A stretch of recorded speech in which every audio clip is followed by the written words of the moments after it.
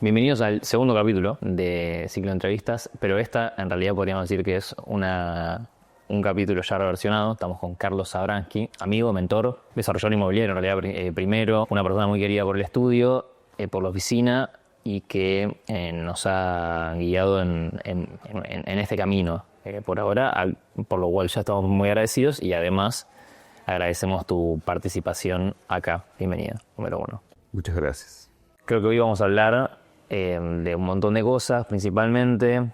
Carlos tiene como un recorrido amplio en docencia, desarrollo inmobiliario, incluso como en la parte de gerenciamiento de la obra. Hoy, si querés contar, Carlos, en la empresa en la que estás ahora, es una empresa como que tiene mucho bagaje, pero al mismo tiempo es una empresa nueva con muchos proyectos. Sí. Estaría bueno saber cómo un poco de eso.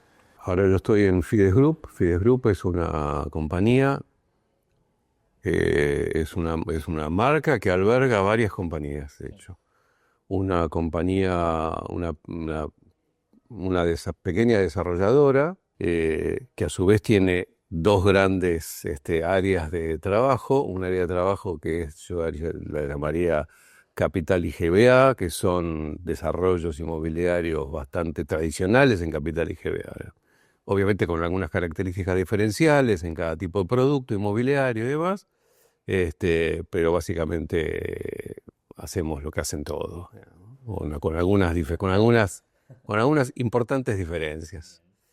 Y por otro lado, esta compañía también tiene un área de proyectos que la verdad que son proyectos muy innovadores fuera de Buenos Aires y GBA.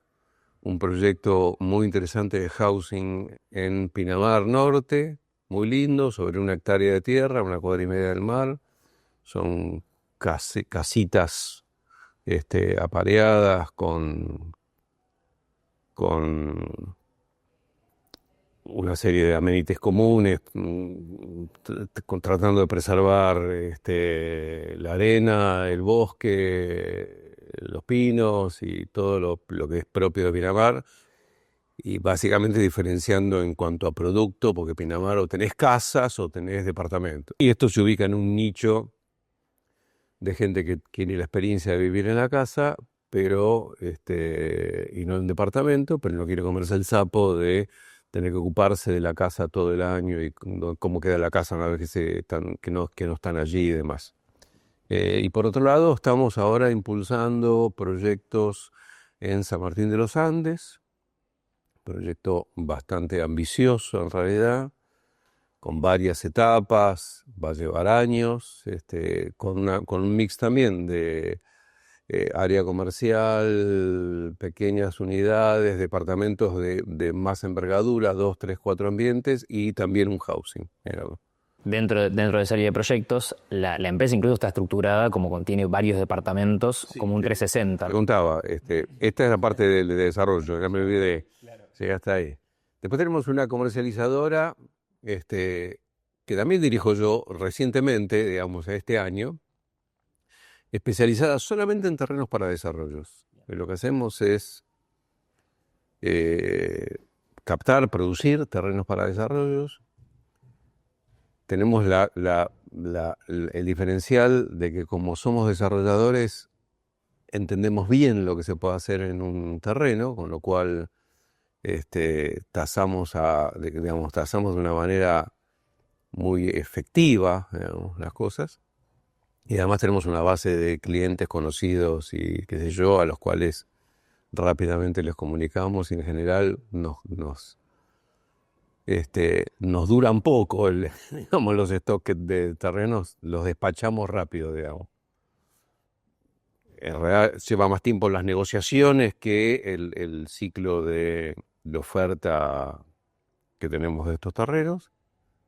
Tenemos una comercializadora inmobiliaria bajo el paraguas de marca de una inmobiliaria tradicional, pero que en los últimos años viene creciendo mucho, que es Soldati. Entonces tenemos una oficina Soldati, que es una especie de licencia de operar bajo marca y condiciones y pautas Soldati, que está muy bien estructurada, que a diferencia de otras franquicias inmobiliarias, esta está pensada más localmente y con una cultura, digamos, más asociada a nuestra forma de ver el mercado inmobiliario. Más localmente te referís a... Las otras franquicias inmobiliarias, que no voy a nombrar, pero hay una muy conocida que tiene un globito que anda por todos lados, vienen de una lógica cultura de mercado norteamericano, digamos, ¿no? Donde, eh,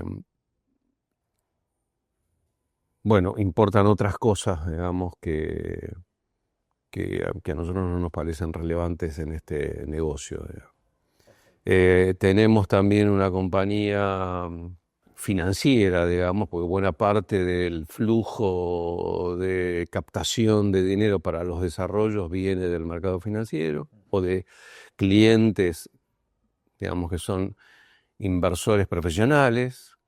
Tenemos una fiduciaria que asiste, digamos, a proyectos propios y proyectos de terceros. Y hay un fondo de inversión para hacer lo que llamamos land banking, que es compra de terrenos de oportunidad, digamos, y dejarlos, cosas que por ahí realmente no vamos a desarrollar, pero hay que esperar el timing para que sea el momento oportuno de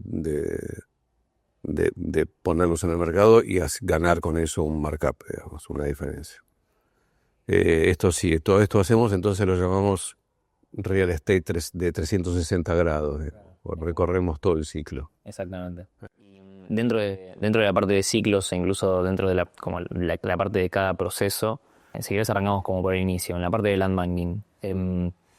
¿Cuánto tiempo, vamos a decir como el promedio que ustedes más o menos tienen entre que entran a ese terreno y salen? Incluso, bueno, No, dependerá mucho de... esto depende, sí, tal cual, depende del terreno. No es en lo que estamos poniendo el foco ahora, porque requiere, digamos, vivimos nosotros, nuestras inversiones están fundamentalmente en la Argentina, digamos, por ahora no estamos operando en ningún otro país, aunque estamos mirando algunas cosas en Uruguay, Argentina, Buenos Aires en particular, siempre miro Uruguay, porque de alguna manera envidia la, esta cosa que tiene Uruguay de estabilidad, digamos, ¿no?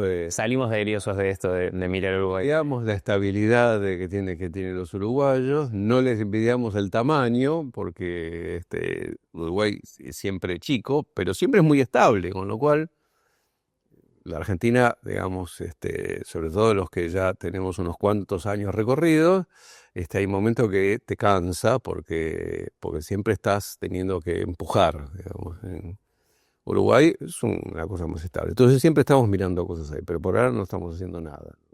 Bien, hoy entonces como el foco principal, vamos a decir, más allá porque veo que hablamos de la máquina, hablamos de la comercializadora, de terreno también. Sí. Emparentado, podríamos decir, porque el terreno que es lindo tal vez se queda puertas adentro, el que es muy lindo, razonable. Como es un filtro también, ¿no? De poder captar mejores terrenos antes. Todos los desarrolladores, digamos, todos los que hacemos profesionalmente desarrollo inmobiliario, estamos siempre buscando terrenos, permanentemente buscando terrenos. No podés no estar buscando terrenos, sobre todo si tenés una planificación como profesional de decir, che, yo tengo que tener, para sostener la estructura de oficina de desarrollo, necesito tener tantos metros en ejecución, digamos, o en desarrollo en forma permanente. Sí. Y esto, como ya hemos hablado muchas veces, son periodos largos, digamos, no son decisiones que se toman, no son cosas que se piensan de acá a 6 meses, se piensan de acá a 3, 4, 5 años, digamos. Entonces, estos son los ciclos, con lo cual, digamos, para los que ya estamos, insisto, hace mucho tiempo haciendo esto, sabemos que la realidad en algún momento va a ser buena y en algún momento va a ser adversa, digamos.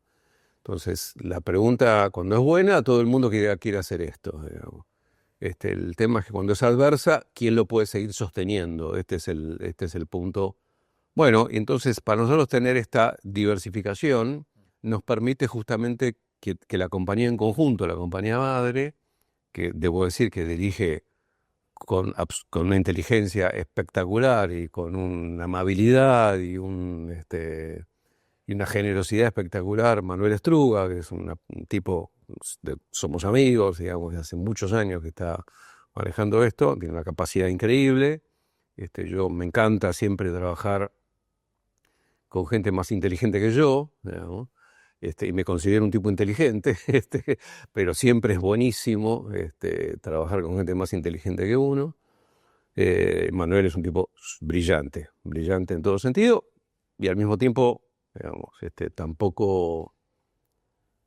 tampoco se agranda tanto para que después no pueda sostener lo que estamos haciendo. Esta es una compañía que fundamos hace 3 años, fue desprendimiento de otra, en la cual ya trabajábamos juntos durante muchos años antes y con la cual también hacíamos cosas bastante similares, veamos, desarrollo, si no empezamos de cero.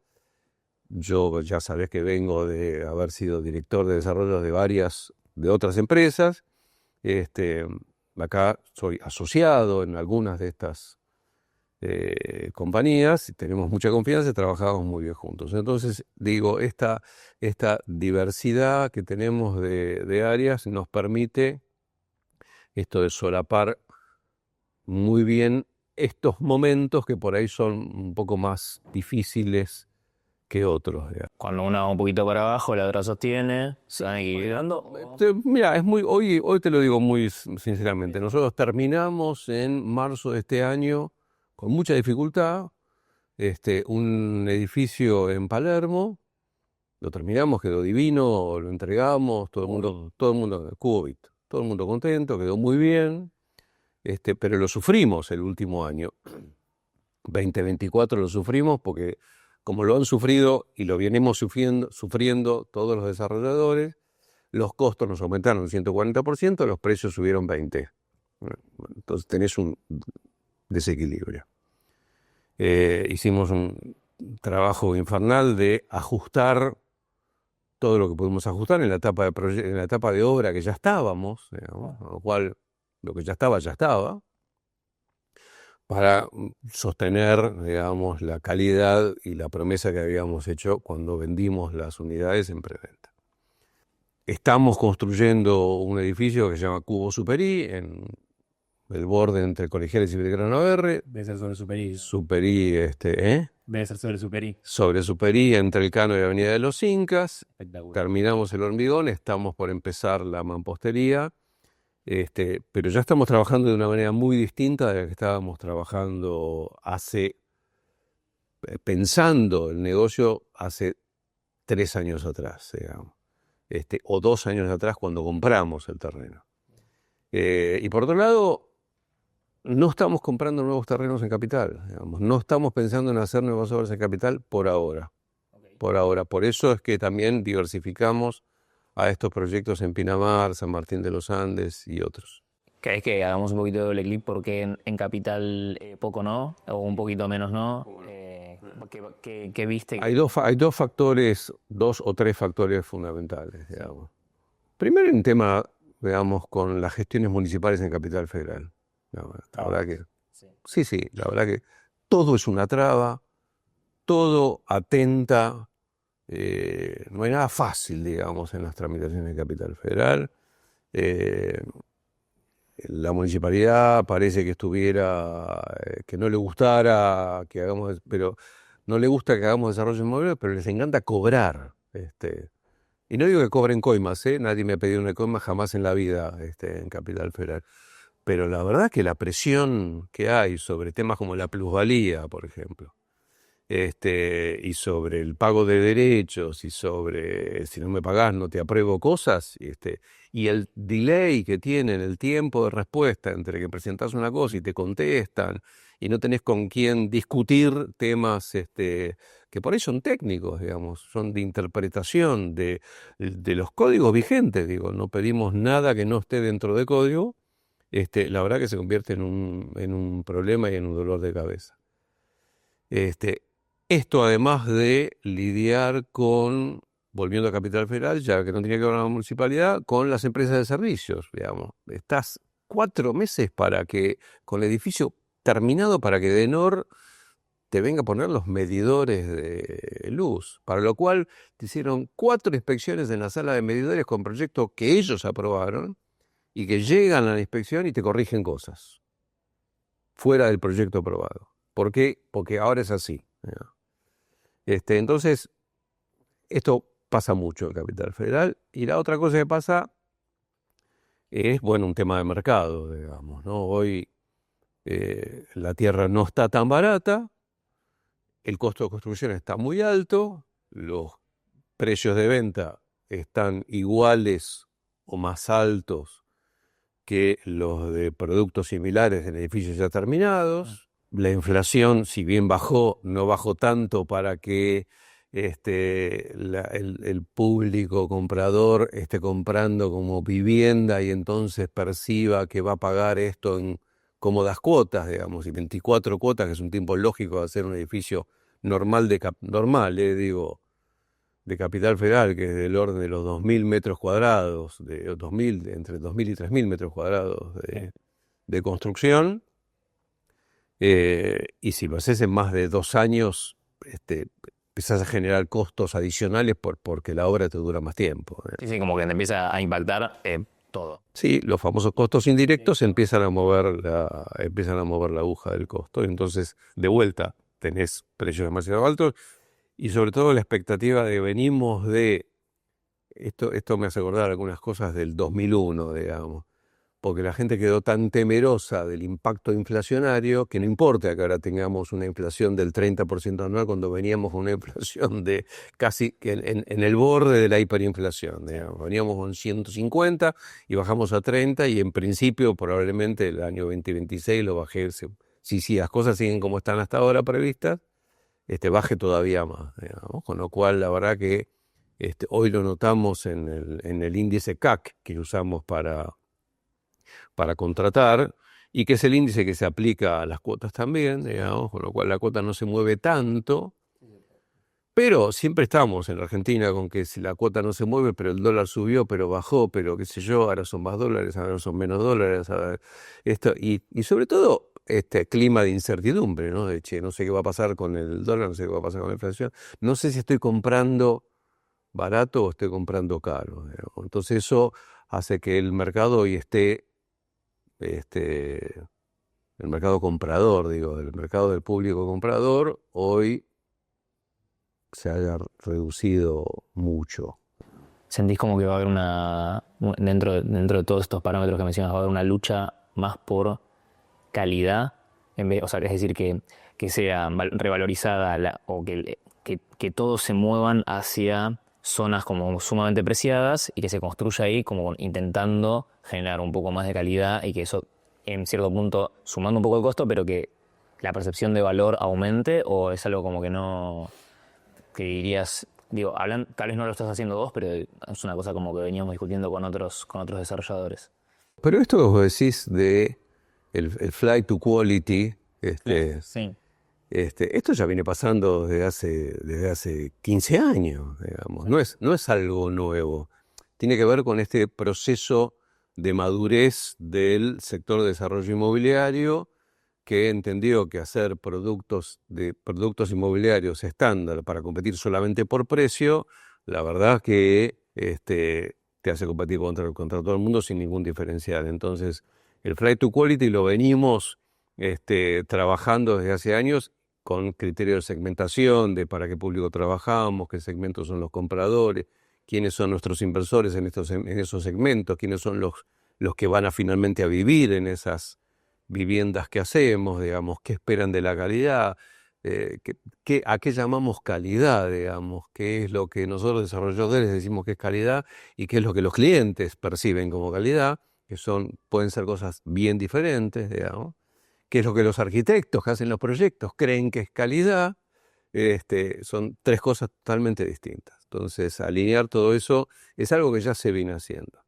Hoy, lo que está claro es que tengo más interés, digamos, en mi área de venta de terrenos inmobiliarios, tengo más interés por la venta de un terreno triple frente en Recoleta que vale $1.000, $1.100 de incidencia, que otro que tiene cuádruple frente, digamos, con una capacidad muy similar, 8.000 metros cuadrados, pero en Almagro. La incidencia en Almagro, $300 por metro cuadrado. La incidencia en Recoleta, $1.000 por metro cuadrado. Pero hay mucho más interés por Recoleta que por Almagro. ¿Por qué? Y porque el precio de venta en Recoleta va a andar en el orden de los $5.000. Entonces, $1.000 es el 25% de tu precio de venta. Desde el punto de vista de la venta, por lo tanto puedes decir, che, puedo tener un costo más alto porque entonces todavía me queda margen, ¿ok? Pero en Almagro seguramente tu precio de venta es 2.500. 3.000 no sé si vendés. Entonces se te achica, si bien todavía es atractivo $300, todavía tenés margen, pero tenés más riesgo. Bueno, claramente tenés más riesgo. Entonces hoy tengo más interés en Recoleta que en Almagro. A esto voy, digamos.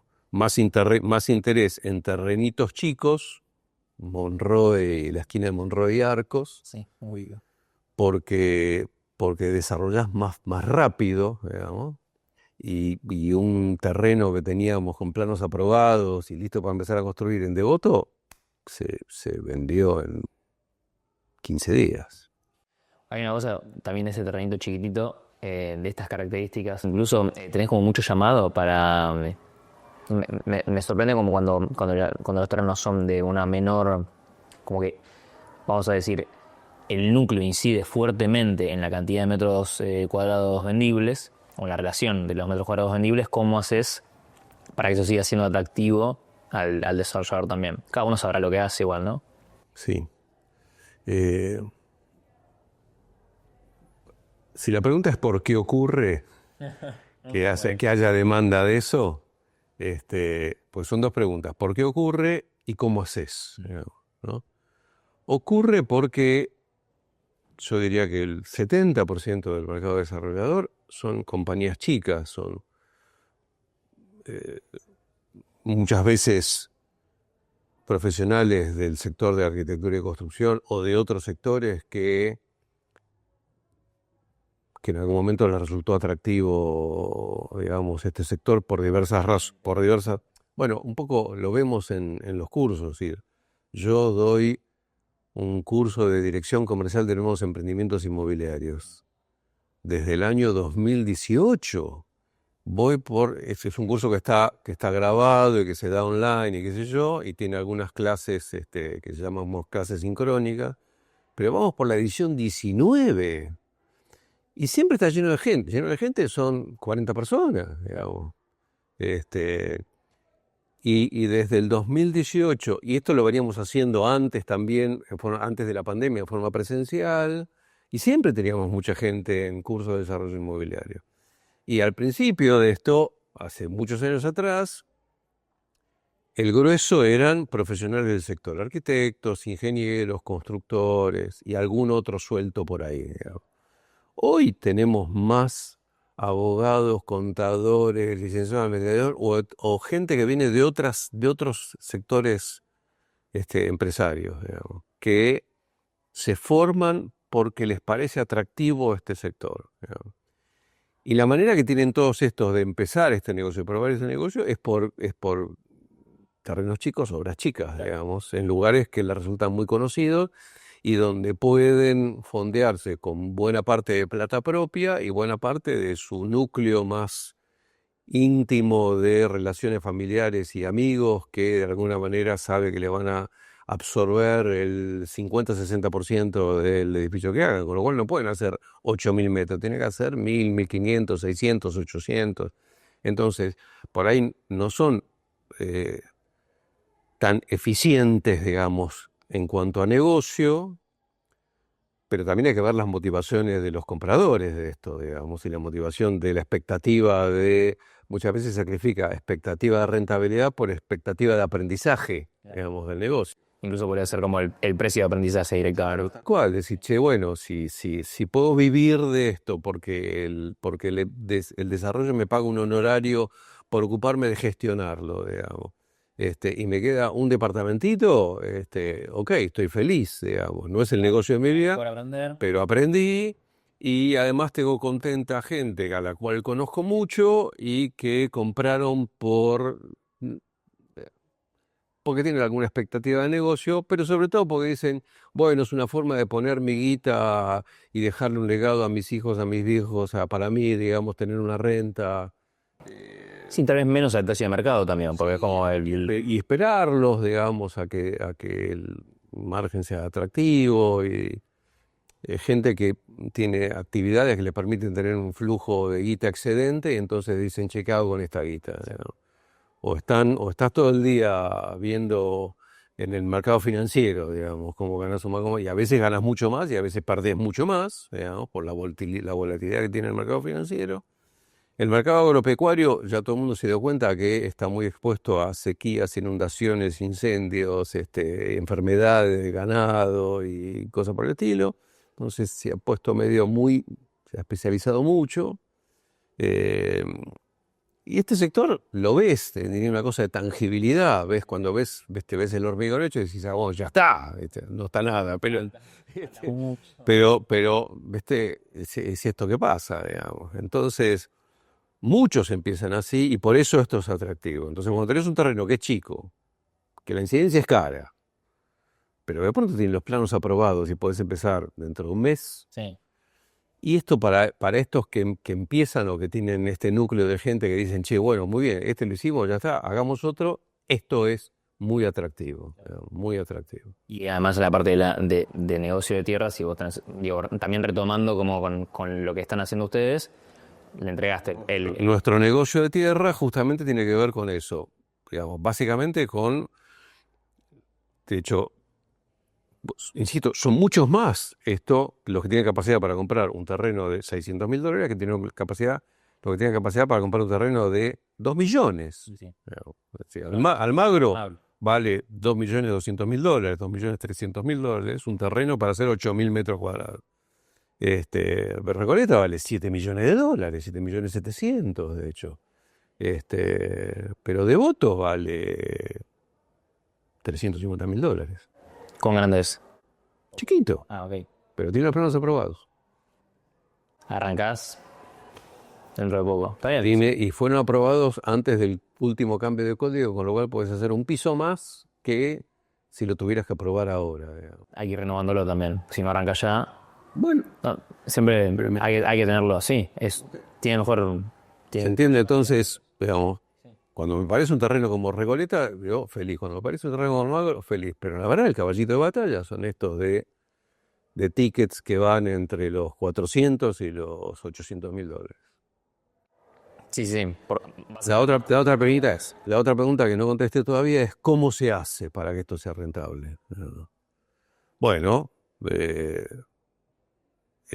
todo un capítulo, digamos, del cual ya hemos hablado muchas veces, pero para que quede por the record, primero en tema de trabajo de proyecto, digamos, el proyecto tiene que ser muy eficiente, lo más eficiente posible, lo más eficiente posible. Entonces, el núcleo tiene que estar lo más apretado que se pueda para optimizar los metros vendibles respecto de los metros. Dentro del producto que se quiere hacer, tal vez una. Amenities van a ser menos, van a ser también lo mínimo indispensable para que darle alguna diferenciación, pero olvídate de hacer una pileta, digamos, ¿no? Y un gimnasio no va a pasar.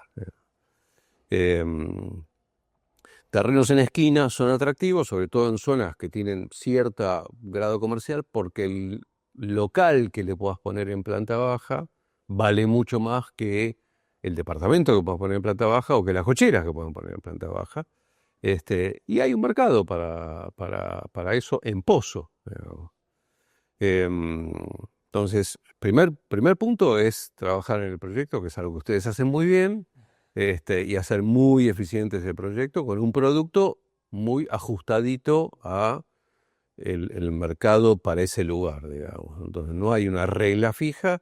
Yo te diría que la única respuesta siempre en estos casos es depende, porque depende de dónde está, para quién es, cuánto vale la zona, bla, bla, bla, bla, bla. Hay montones digamos, de cuestiones de atributos que tienen que ver con el entorno que van a definir lo más importante de todo esto, que es cuál es el precio de salida al mercado y la expectativa de recorrida de precio que se pueda tener durante la obra. La otra cuestión que hoy hay que cuidar mucho es el tema de la plusvalía, digamos, ¿no?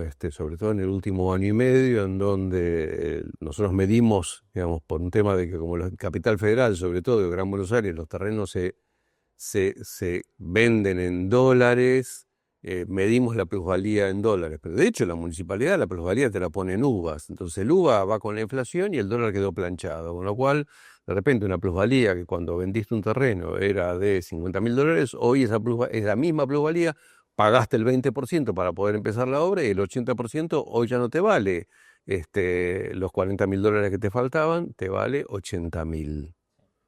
Entonces te comió un departamento entero. Bueno, la verdad que la municipalidad en ese sentido debiera tener algún criterio respecto de las obras de menos de 1.500 metros, porque si no, no nos van a permitir seguir laburando. Hoy esto puede ser una barrera de entrada importante. Podemos mencionar como primera barrera de entrada, digo, como para ir... Sí, hoy hay plusvalías que hacen el negocio inviable. La tercera cuestión es esto de lo que veníamos hablando también, que es que es un costo más para la obra, para el proyecto, para el negocio, que es poner un gerenciador, digamos, es salirse de este paradigma de que contrataste a un arquitecto para que te haga proyecto y dirección, digamos, ¿no? Yo esto también hace muchos años que vengo diciendo, che, contratar a alguien que te haga proyecto, que sepa mucho de proyecto, que entienda los códigos, que entienda el mercado, que entienda el producto inmobiliario, que sepa cómo aprovechar metros cuadrados. Contratar a un director de obra que te firme como responsable director de obra y cuyo rol fundamental es controlar en la obra que se haga lo que la documentación de obra dice, con lo cual los proyectistas no solamente tienen que saber cómo hacer un buen anteproyecto, sino cómo hacer una documentación. Y no solamente la documentación son los planos, la documentación son los pliegos, la documentación son las planillas con las que se licita, hay muchas cosas que hacen a la documentación de obra. Y la otra cuestión, entonces tenés un director de obra para eso y tenés un cross-selling, digamos, ¿no? De mirada técnica del director y de mirada del proyecto, y tenés un gerenciador de obra, que para una obra de 1.000 metros cuadrados podés costear perfectamente, digamos. No te genera, no es un impedimento, digo, en este sentido. Entonces, ¿qué te hace un gerenciador? Bueno, primero te hace una estimación mucho más precisa de cuánto te va a costar esa obra, mucho más precisa. Y segundo, te acompaña en todo el proceso de gestión de que esa estimación de costo se convierta en el costo objetivo de la obra, ¿no? Con lo cual, de cómo haces para contratar en cada una de las partes de la obra, en cuántas partes tenés que subdividir la obra, cuántos subcontratos o cuántos subcontratos de los subcontratos tenés que tener, hasta dónde te integrás hacia adelante, hasta dónde contratás más llave en mano, entre comillas, cómo homogeneizás contratistas y proveedores para cada etapa de la obra, cómo licitás, cómo negociás técnicamente, cómo negociás comercialmente, ¿conviene entregar métodos en parte de pago o no conviene? Bueno, el gerenciador, además de hacer eso, que es clave, porque tenés el costo agarrado, si no el costo de una obra se te dispara en 2 segundos y medio, y es el principal renglón de costo, digamos. Vos tenés 2 renglones principales de costo en un desarrollo inmobiliario, el terreno y la obra, digamos. Te equivocaste en el terreno, cagaste, digamos. No tenés manera de arreglarlo. En la obra tampoco te podés equivocar mucho porque mueve mucho la aguja, es todo, digamos, mueve todo. Te equivocás un 5% en el costo, 10% en el costo de obra y te voltea. Entonces, un gerenciador que esté controlando eso es muy importante. Pero la otra cosa que hace el gerenciador, que hacemos los gerenciadores, es también controlar el tiempo de obra. Decir, che, que no se me atrase la obra, pues entonces me va a terminar costando más, porque le voy a terminar pagando costos indirectos a los contratistas, y tengo más costos indirectos en oficina, digamos, oficina desarrolladora. Y por el otro lado, te controla la calidad final, la calidad de terminación, ¿no? Pero esa calidad final de terminación se controla controlando también el hormigón, digo. Ayer teníamos una discusión con una gente en una obra donde el contratista de hormigón decía terminé, y yo miraba los balcones que tienen hormigón, que se había contratado hormigón como para pintar. O sea, no es hormigón a la vista, pero tampoco es un hormigón hecho a la que te criaste porque que después lo revocás. Es un hormigón que tiene que estar prolijo y bien hecho, con lo cual había que usar algún tipo de fenólico, digamos, cosa que se usó. Pero claro, te quedan las puntas de alambres y de hierro que se usan para sostener ese fenólico, todas para afuera, ¿no? De todos los balcones que dan vuelta a todo el edificio. Y lo mirás a contratista y decís, Cacho, tenés que subirte los 9 pisos y sacarme todos los fierritos, porque si no, cuando esto se pinte, esos fierritos oxidan y van a manchar todo. Y el tipo se plantea y dice, no, eso a mí no me corresponde. Perdón, sí que te corresponde, andá y hacelo. Bueno, discusiones, qué sé yo, pero le corresponde. Parte de lo que aparece en los pliegos como las reglas del arte. Terrible. O sea, reglas del arte. las reglas del arte, pongamos punto por punto, porque después ¿cómo resolvés cuando te aparece las reglas del arte? Bueno, hay bibliografía al respecto, podés aclararlo. Sí. Está en todos los manuales, está en el MEPA, el Manual de Ejercicio Profesional de los Arquitectos, está en el Código Civil, la regla del arte. Y lo podés poner en los pliegos. En los pliegos tenés que poner cosas que muchas veces se omiten y que los gerenciadores miramos mucho, porque después el de cajón que viene adicional, que es el tema de por ejemplo, la ayuda de gremios. La ayuda de gremios en la licitación es un renglón que dice ayuda de gremios. ¿Qué es? ¿Cuál es el alcance de la ayuda de gremio? Che, te viene el tipo que te entrega el porcelanato, viene el camión del porcelanato paletizado, muy bien. Te lo bajan en la vereda, ¿quién lo entra? ¿Quién lo sube? Viene el que te entrega el motor del ascensor, el que te entrega los tableros eléctricos. ¿Hasta dónde llega la ayuda de gremio? ¿Cuál es el alcance? Entonces, si está mal cotizada la ayuda de gremios, todo adicional de uno. Sí, sí. O yo te lo subo, pero después el contratista también te dice, no, pues tengo que tener 3 tipos bajándote cosas del camión, no están haciendo reboque. Ayuda de gremio. No lo contemplé. Leí la letra chica del contrato. Entonces, lo que hacemos digamos, una parte muy aburrida que hacemos los gerenciadores es leernos los contratos. Muy aburrido. Pero fundamental. Y los pliegos, la redacción de los pliegos, pero fundamental, porque decís, che, licitamos con estos planos, con esta planilla de licitación, con pliego técnico, pliego de especificaciones, pliego de ayuda de gremio. Eso.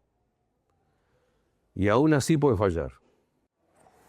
¿Razones por las que falla? Sí, estás en el medio de la obra, en marzo del 2024, y el costo de los materiales, el costo de la CAC te subió 45% en un mes,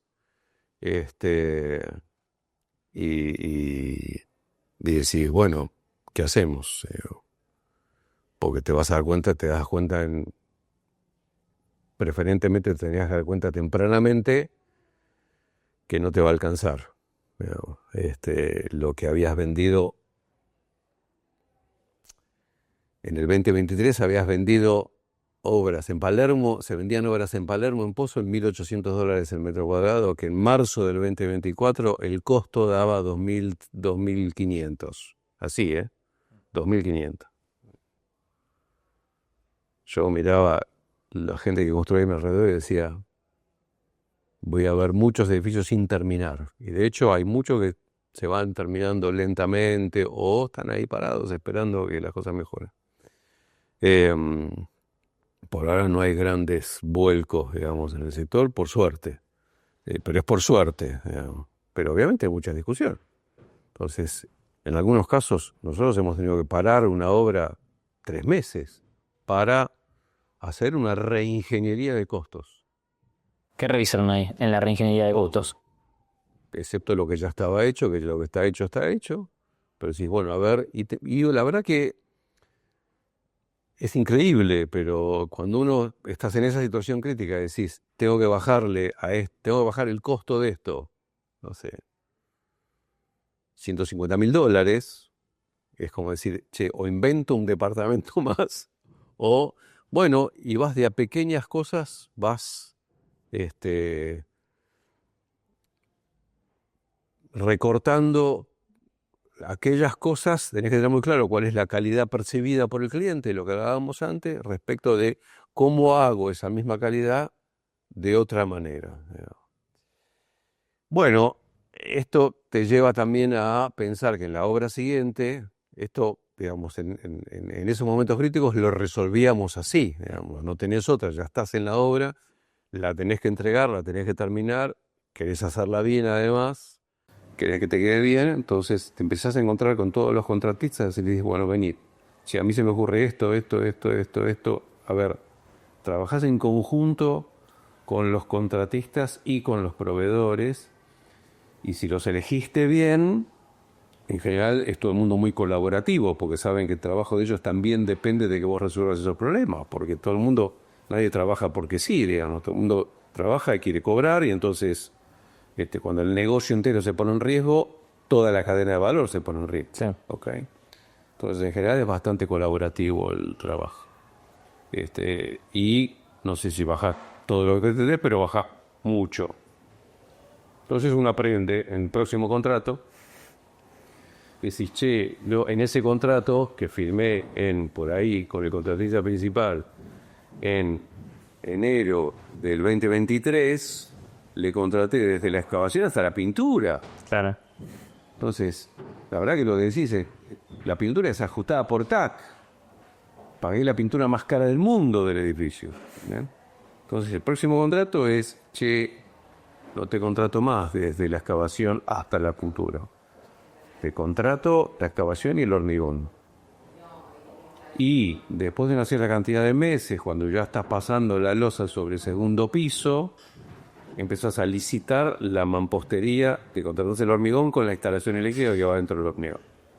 Después empezás a licitar lo que viene después, que es la mampostería con la instalación, el resto de la instalación eléctrica y sobre todo la instalación sanitaria. Y de vuelta haces ese proceso. Y decís, ¿hasta dónde contrato mampostería? ¿Contrato hasta la colocación de los revestimientos o contrato el yeso? ¿Lo contrato ahora o lo contrato después? Entonces empezás a poder a particionar. Es mucho más trabajo para el gerenciador, obviamente. La pintura sin duda queda fuera de esto. Sin duda que va a ir al final. Pero, por ejemplo, el yeso es una decisión que tomar. La colocación de revestimientos es una decisión que hay que tomar. No, yo me refería a principalmente las condiciones de entrega entre las distintas instancias de obra. Es decir, no es lo mismo que si vos contratás separado el revoque del mampuesto, Claro. Si está mal la plomada, seguro va a tener que cargar mucho más también de revoque para unificar. Entonces el hormigón separado de la mampostería pasa exactamente lo mismo. Con lo cual, el director de obra también trabaja mucho más. Mucho más. ¿Cómo hace para que eso se vea reflejado? ¿O es simplemente, porque viste, hay una cosa medio del contrato? Es parte del trabajo del gerenciador. Primero trabajas en conjunto y en equipo con el director de obra. Muy en equipo con el director de obra. Y ahí justamente, digamos, ahí es cuando, de vuelta, volvemos al momento de la contratación. ¿Qué director de obra contratás? ¿Contratás un junior que te pone la firma y se arriesga porque total cobra y va a la obra una vez por semana? Digo, junior o super estudio, que en realidad esa obra le queda absolutamente chica y que va a la obra una vez por semana, se sienta en la reunión de coordinación y no te recorre la obra. Craso error, porque están acostumbrados a laburar con empresas más grandes que les resuelven los problemas. Bueno, tenés que encontrar, así como, digamos, para todas las instancias, tenés que encontrar el contratista y el proveedor adecuado. Para el director de obra es lo mismo. Tenés que buscar un director de obra que tenga mucha experiencia en hacer ese tipo de obra y que tenga la suficiente capacidad técnica como para anticiparse a esos problemas. Y al mismo tiempo tenés que tener un contratista, la empresa que contratas tiene que tener un jefe de obra que también sepa lo que tiene que hacer, digamos, porque si no, esto no funciona. Pero el cliente y el gerenciador y el director de obra, si el jefe de obra no funciona, tiene la capacidad de pedir que se reemplace por otro. Entonces, bueno, hay que trabajar mucho más, digamos. Lo que nos está pasando a toda la industria ahora es que estamos mucho más exigidos. Antes estábamos mucho más relajados, digamos. Hacías el hormigón, se quedaba medio, qué sé yo, lo tapaba. Digamos. La mampostería te quedaba un poco fuera de plomo, bueno, digamos. De alguna manera la inflación tapaba o disimulaba o diluía las ineficiencias. Que además nadie la viene a cobrar, ¿no? O, digamos, o tenías margen para poder lidiar con eso. Hoy no hay. Hoy no hay. Digamos. No tenés. Entonces, pues no podés. Tenés que cambiar rápidamente la cabeza y trabajar como nunca se trabajó en este sector en los últimos 20 años, digamos, que es cuidando el mango con todo, viendo que no se demoren las cosas, mirando que no haya ningún adicional, y mirando la calidad técnica de cada una de las etapas de laburo, digamos, cada una de las etapas de laburo. Y de vuelta, cuando un contratista se equivoca, ver cómo manejás técnica y jurídica. Tres aspectos tenés. Un aspecto técnico, decir, che, acá hay algo que está mal, hay que resolverlo. Después tenés una cuestión jurídica, le voy a cobrar multa por el error, no se la cobro, digamos. Y después tenés un aspecto humano, que es como no generás, más que no generás es cómo los manejás, porque conflicto vas a tener. Tenés que ver cómo manejás los tres aspectos del conflicto, porque, volviendo al tema, errores se pueden cometer. Sí. Por múltiples razones, digamos. Primero porque el director de obra no está todo el tiempo en todos los lugares de la obra. En algún momento el tipo tiene que comer algo, que atender el teléfono, que armar una planilla, que controlar otras cosas, digamos. Y se cometen errores. Errores a veces involuntarios y a veces porque, digamos, por un tema de calidad, digamos, de calidad de la mano de obra, tema del cual podemos charlar después, pues otro tema, digamos, la eficiencia o ineficiencia de la mano de obra y cómo se cotizan obras respecto de eso.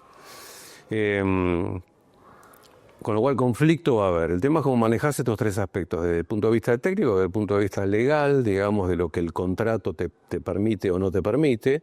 Esto es, si le aplicas multas o no le aplicas multas, y cuál es la efectividad de aplicar una multa, digamos, y lo que después humanamente haces con eso, digamos, ¿no?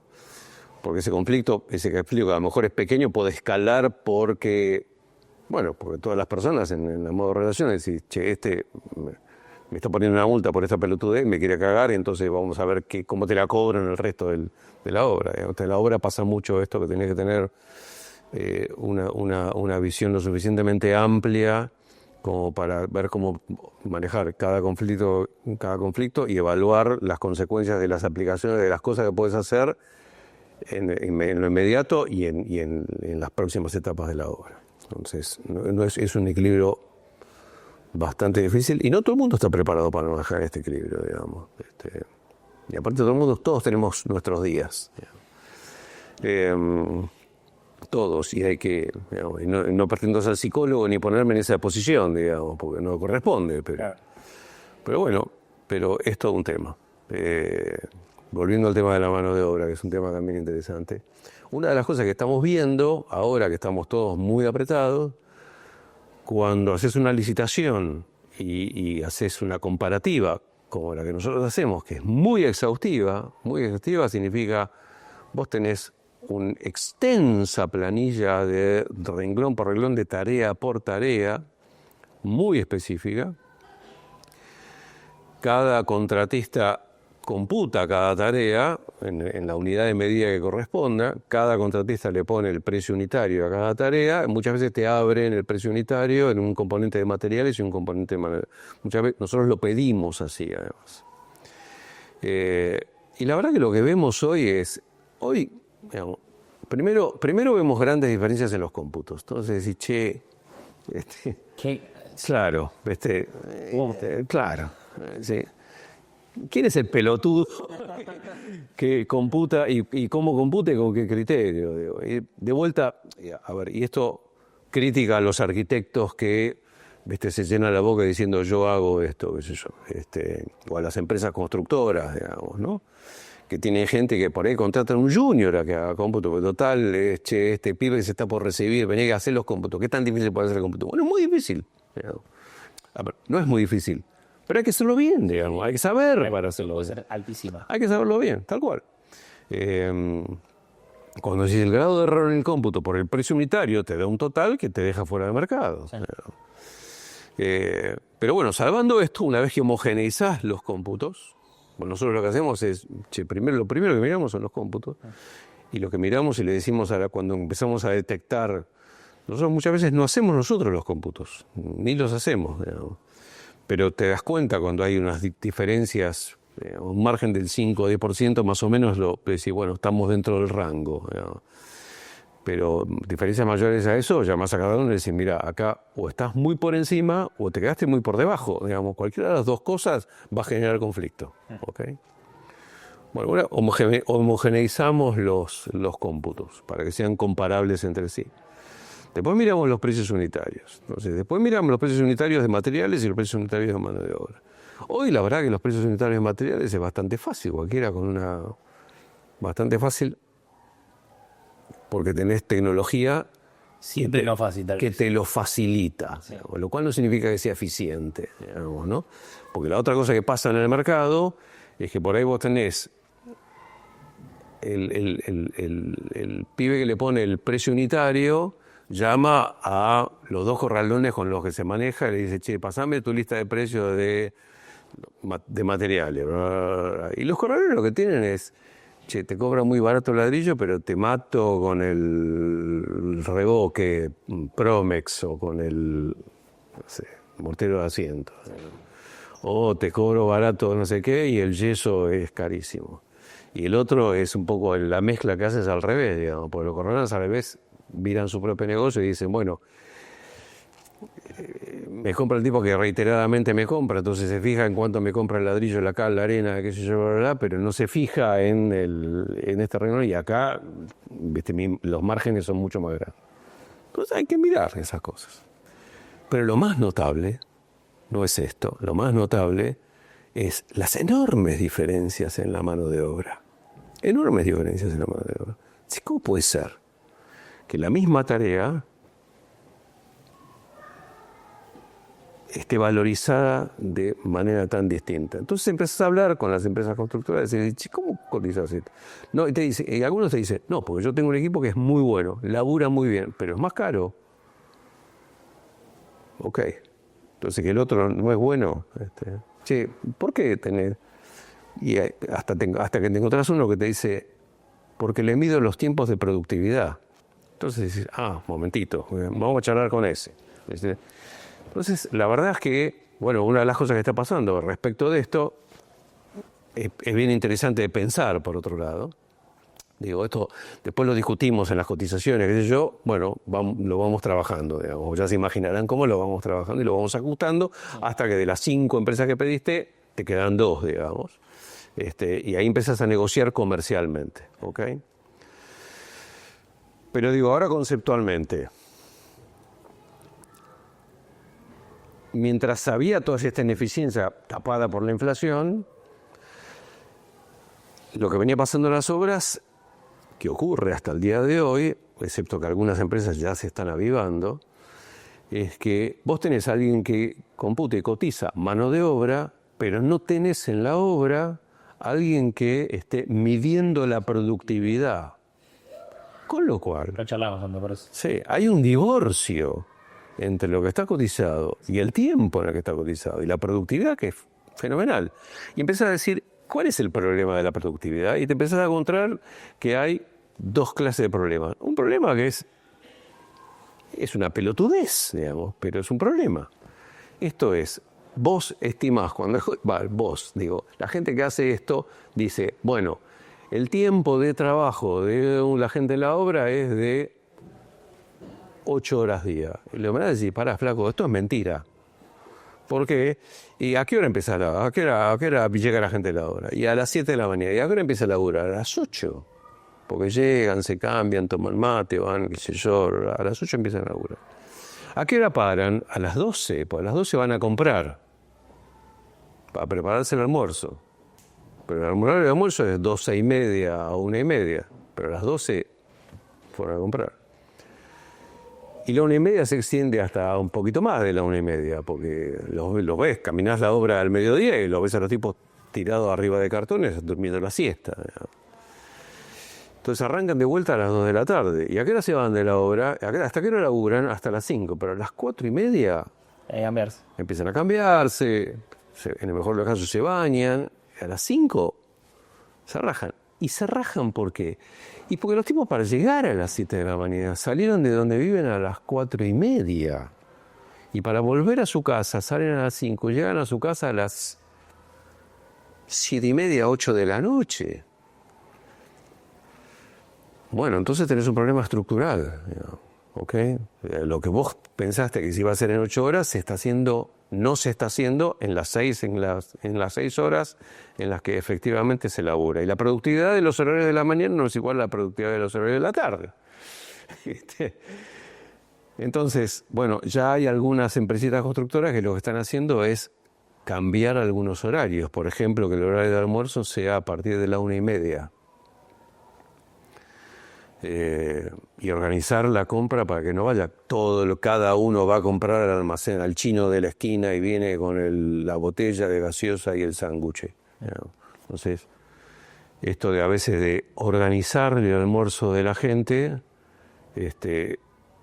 sirve para mejorar la productividad. Y al hacerlo más tarde vos tenés más tiempo de trabajo en la mañana y a la tarde, bueno, tenés menos productividad, pero tenés más horas por ahí. Entonces, esto por un lado. Y por otro lado, medir la productividad. Efectivamente, vos dijiste que si iban a hacer tantos metros cuadrados de revoque en determinado tiempo. Bueno, ¿en cuánto tiempo lo estás haciendo? Sí, y también está la otra, porque medir la productividad no necesariamente, porque yo si pongo un burro, también la productividad va a ser baja. No necesariamente la productividad del burro tiene que ser la que sostiene. Sí, ¿Me entendés? pero ahí tenés otro problema, y es que la disponibilidad de mano de obra, la media disponibilidad de mano de obra, yo no los voy a calificar de burros, pero... No. Es decir, que era... digo, pero es mala. Digamos. Entonces, pero este es tu punto de partida. Digamos. Pero vos tenés que saber que es así. Digamos. No podés decir, bueno, esta gente es súper eficiente y me hace... el manual de Chandías, que parece mentira, que se sigue usando, digamos, para hacer estas cosas, tiene 50 años el manual de Chandías. La productividad ha cambiado, la mano de obra ha cambiado 80 veces, digamos.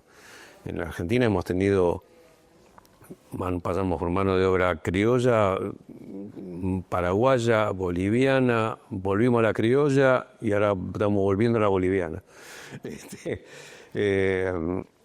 Cambia mucho, digamos. Y sin entrar en productividad medida ¿cuándo? ¿En invierno?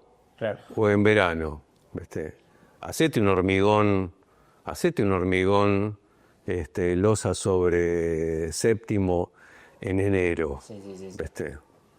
O hacete el hormigón losa sobre séptimo en julio, agosto. Es durísima la obra, digamos, en este sentido. Yo me retenía más que nada a que una persona tampoco marque, que medir solo una cuadrilla no te marca necesariamente la productividad a la que hay que llegar o a la productividad. O sea, puede ser un indicador menor, solo que en términos estadísticos no te va a favorecer porque vas a decir, che, yo tengo que ir al ritmo de esa persona. No. Y en realidad No, es el error. No, perdón, error. No, vos tenés la cuadrilla que tenés, digamos, y vos tenés un previsto de tiempo de cuadrilla. Y lo que necesitas tener es un capataz que entrene esa cuadrilla para llegar en poco tiempo al tiempo más parecido posible al del previsto, digamos. Yo sí. La diferencia es que a mí, un gran amigo mío, que voy a citar, Fabián Cagaño, me enseñó hace muchísimos años que la diferencia entre una expresión de deseo y un objetivo es un plan. Entonces, vos tenés un objetivo, que es tantos metros cuadrados de lo que sea por día, ¿ok?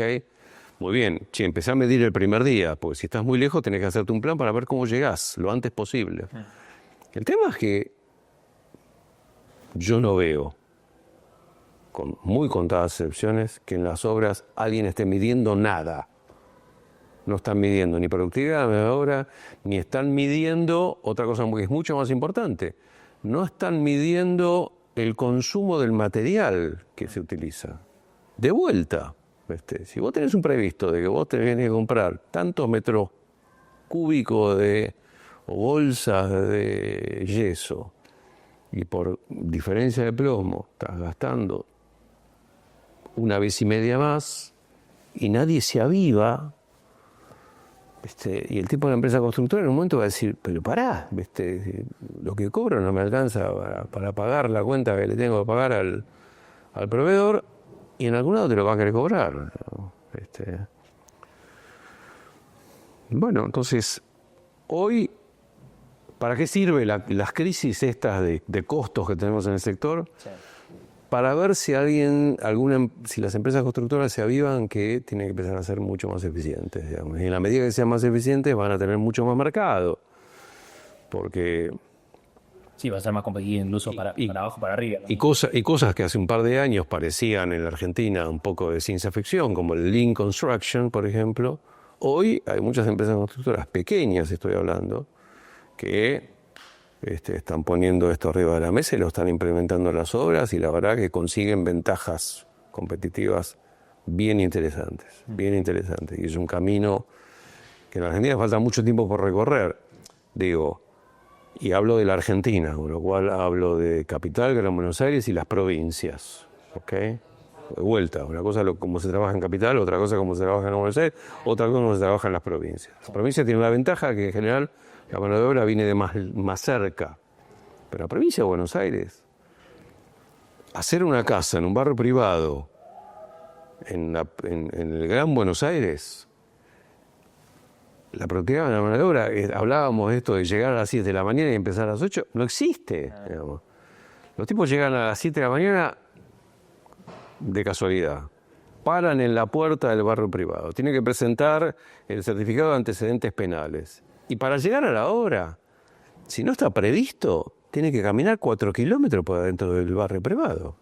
¿Cuánto tiempo tardan en llegar desde la puerta del barrio, suponiendo que hayan llegado a las 7, hasta el lote que queda del otro lado, al final, dando la vuelta a la laguna? Divina la laguna. Muy lindo verlo, sí. Hay que llegar. Y después hay que irse, con lo cual no empiezan a cambiarse a las 4:30, empiezan a cambiarse a las 4, 3:30. Bueno. Alguien paga ese tiempo. Alguien lo paga. De hecho, estoy seguro que nosotros vamos a ir hacia una cosa más integral. Como que lo veo inevitable. Lo vi en el tren en el sentido. Sí, y estas cosas, por supuesto, van a ayudar a que estos sistemas más industrializados se usen más, porque tienden a ser más eficientes estas cosas, ¿no? Pero también creo que hace falta un cambio de mentalidad bueno, cuando yo doy mis clases a los arquitectos, en las clases que doy, porque además de dar clases de desarrollo inmobiliario, doy clases a los arquitectos, ¿no? También hace muchos años. ¿Dónde? En distintos lugares. Bueno, ahora estamos dando un curso también online en ENRE, la Escuela de Negocios de Real Estate.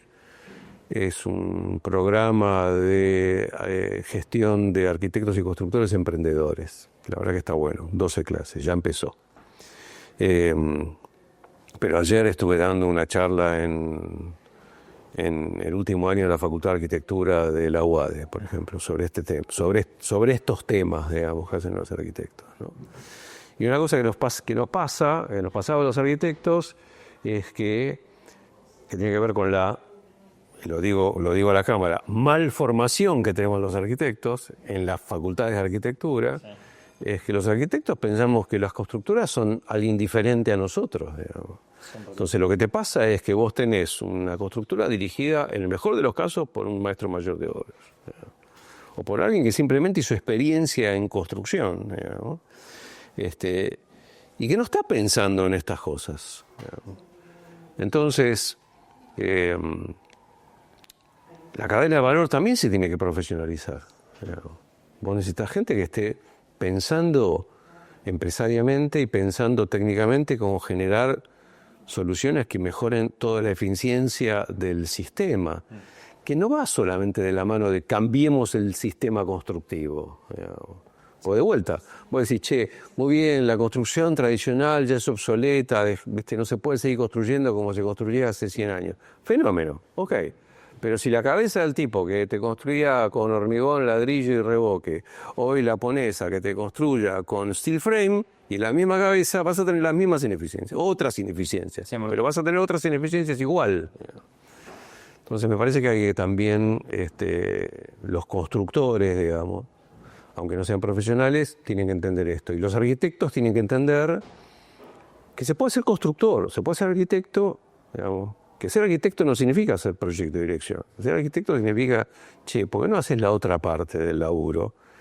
Que por cierto es mucho más rentable cuando está bien hecha, mucho más rentable, ¿no? Por este chiste famoso que el arquitecto va a la obra con el Renault 12 a gas y el constructor, que no tiene ningún título, va con una Amarok 0 kilómetros. Bueno, mucho más rentable esta parte del negocio, que los arquitectos que se formen y se capaciten para esto también, porque la Facultad de Arquitectura no te da esa capacitación, pero si salís y te capacitas para esto, que hay muchas formas de capacitarse, la verdad que es un excelente negocio, excelente negocio, y podés tener una diferencia competitiva fenomenal. Bueno, las crisis sirven para que estas cosas de las que venimos hablando, que algunos de nosotros venimos hablando hace más de 30 años, claro, empiecen a... las cosas entran cuando duelen. Los aprendizajes... Crecer duele. Crecer duele y aprender duele. Entonces el dolor es un buen... no es lindo, pero es un camino de aprendizaje. Entonces, nada... esto es lo que... todavía hay mucho por hacer. Mucho por hacer. Mucho por hacer. Sí. Bueno, por eso también me da la sensación de que vamos ahí hacia eso bastante más integral. Y necesitas también gente como súper capaz, cómo ordenarlo, cómo organizarlo, pero digo, realmente pienso que... Pareciera que después de natural, 30 años de hablar de estas cosas, por distintas cuestiones, hay gente que ha entendido este mensaje, digamos. Yo siempre digo, de los alumnos que he tenido en los últimos 30 años, que ya he perdido la cuenta de cuántos son, pero son muchos, hay un 80% que el curso le sirvió solamente para ponerlo en algún renglón de su currículum y tratar de conseguirse un laburo con un mango más, digamos, pero que aplicaron un poco. Pero hay un 20% que lo viene aplicando y que les va muy bien en la vida y en la profesión, en la parte de la profesión que hayan elegido hacer. Digamos.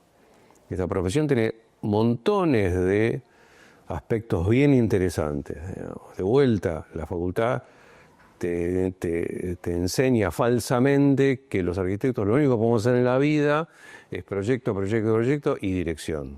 Es mentira. Pues ni siquiera hacemos bien proyecto, proyecto, proyecto. Entonces,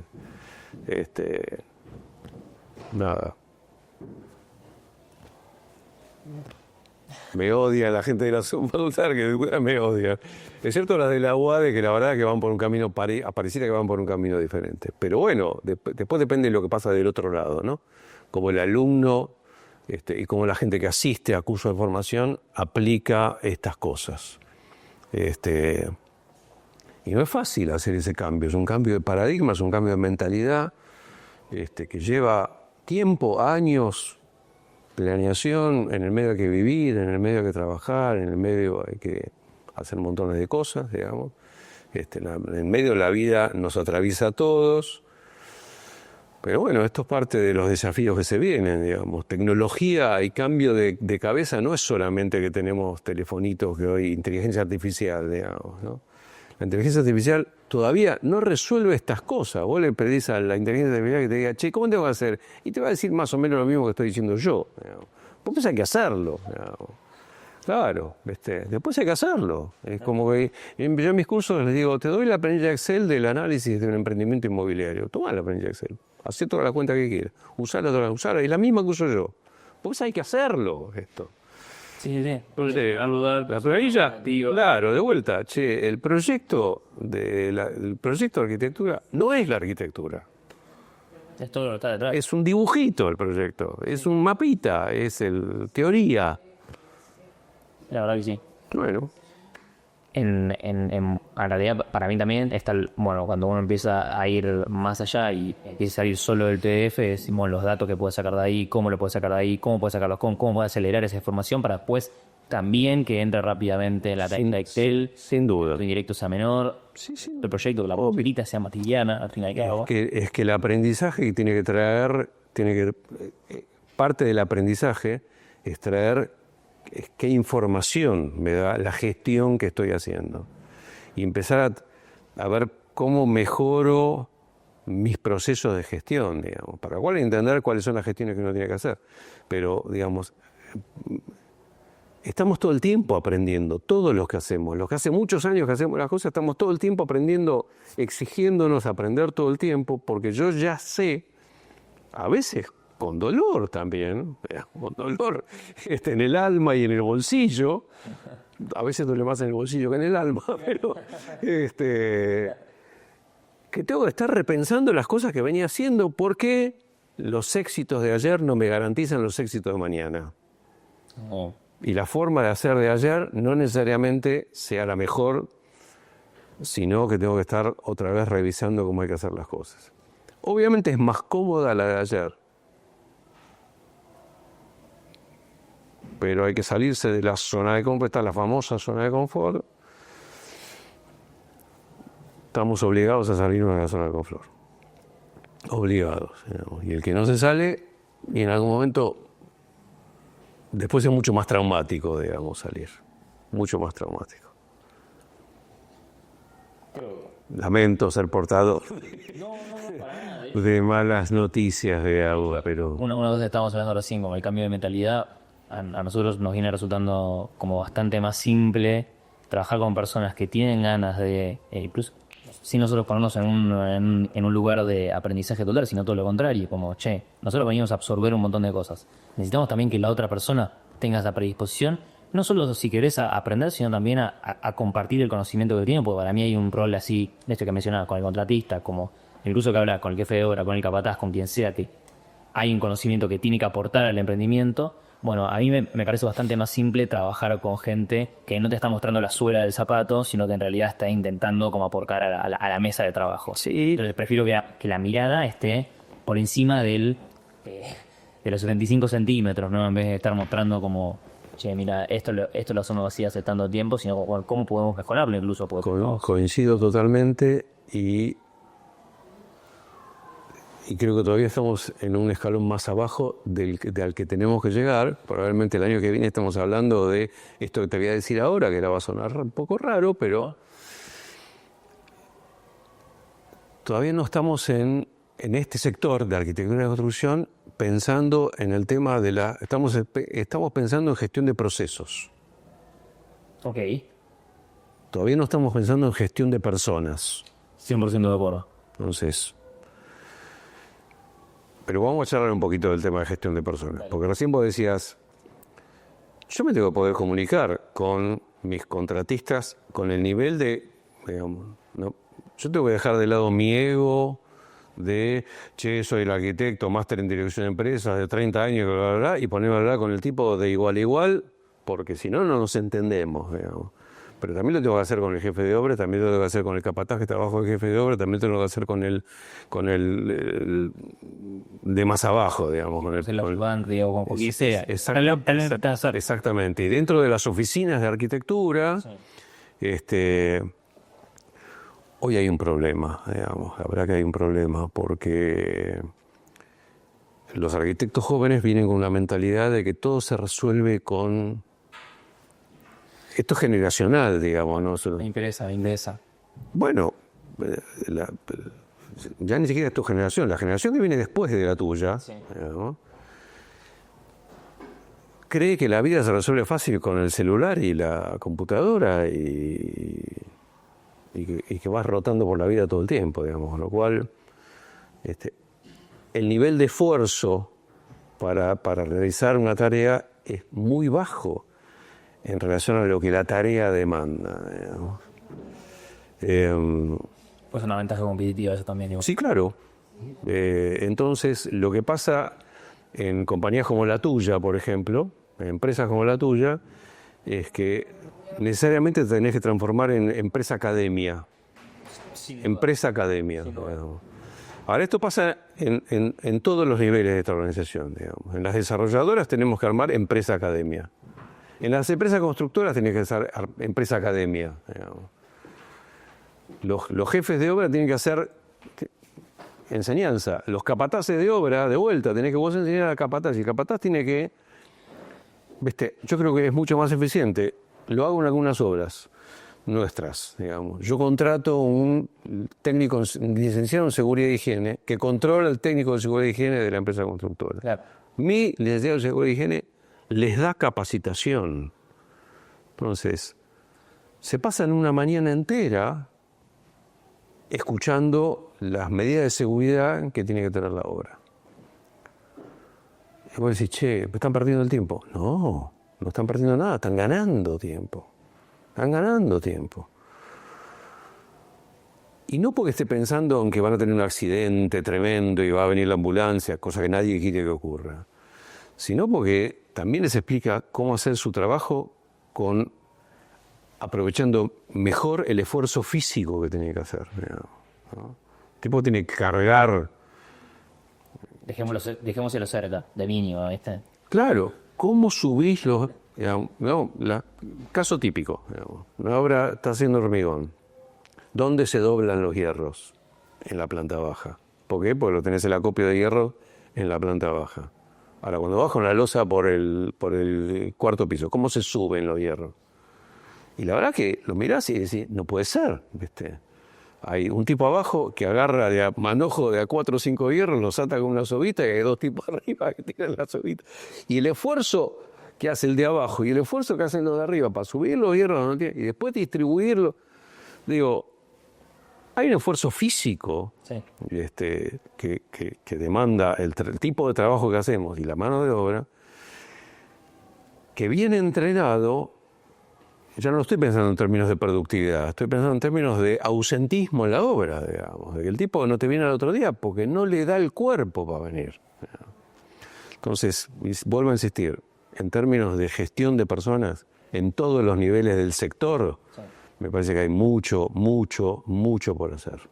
Desde cómo contratás a los que contratás, cómo evaluás las competencias técnicas y personales,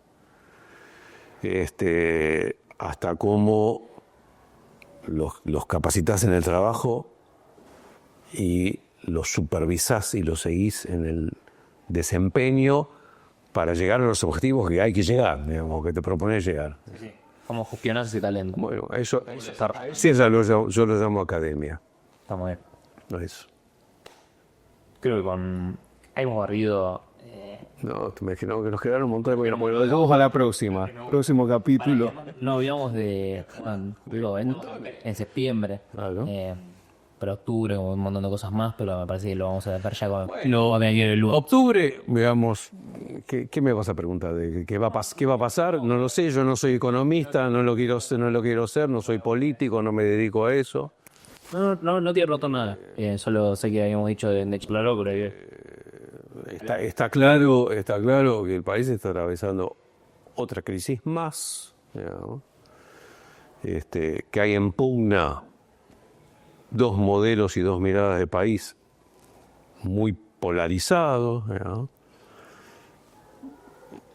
Y en el medio estamos los que queremos hacer cosas, digamos. Entonces, bueno, digamos, de vuelta, no sé qué va a pasar después de octubre. Una cosa es lo que yo deseo y otra cosa es lo que efectivamente pase. Lo que sí sé es que tenemos la capacidad, uno va adquiriendo con el tiempo, la capacidad de amoldarse y de acomodarse, digamos, en la Argentina tenemos mucho de esto, nos vamos acomodando a como en la coyuntura y como en la realidad, para poder seguir haciendo lo que nos apasiona hacer, digamos, lo que nos gusta hacer y para poder vivir de esa pasión, digamos. Así que esto es lo que espero que pase después de octubre. Carlos, muchas gracias por venir. No, Nos gusta. dale, No, ok. no, problema. Vamos. Poco queríamos, porque vamos a tener nada más. Siento como que sería fácil simplemente tener varios capítulos, porque creo que casi podemos poner play y arrancamos. Y Bueno, tenemos un capítulo pendiente que les cuento a los que están mirando. Grabamos una vez y después salió todo mal. La grabación salió mal, ¿eh? Que es cómo me trajo, cómo llegué yo, ¿no? A mí no me gusta ser muy autorreferencial, pero la verdad que es divertido. era una de Carlos particularmente. ¿Cómo llegué yo a donde llegué, digamos, ¿no? Que siempre fui el raro de la película, tipo distinto, digamos. Creo uno de los primeros arquitectos en hacer un máster en dirección de empresa, digamos. Siempre miré este sector de una manera diferente, siempre fui el raro de la película. Hoy somos muchos raros, pero de los cuales me alegro, pero es divertido. Sí. La verdad que he tenido una vida muy interesante. Seguros, escuela, también. Tal cual. Bueno, eso ha sido todo esta vez y nos vemos en la próxima. Muchas gracias, Carlos, nuevamente. Dale.